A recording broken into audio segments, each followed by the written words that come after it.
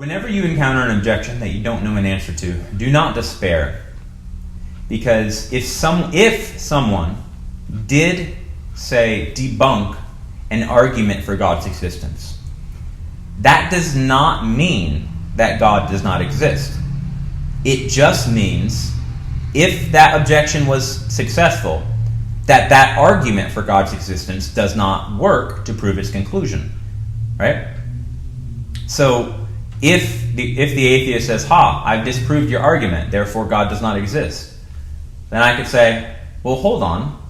It doesn't follow that because an argument is bad that whatever it's trying to prove does not exist. It just means that that's not a reliable way that we can know it."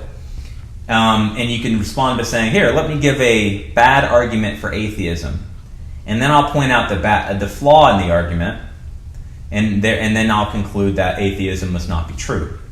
Right? He'll be like, "Whoa, just because you make a bad argument for atheism doesn't mean that atheism isn't true."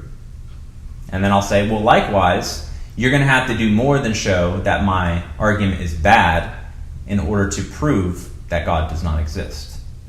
For instance, I'm thinking of the color yellow, but I cannot prove to you that I'm thinking of the color yellow. It's a privately accessible mental state.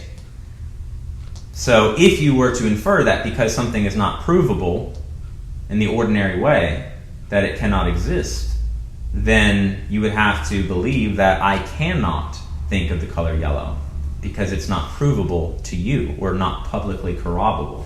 But that's clearly not the case.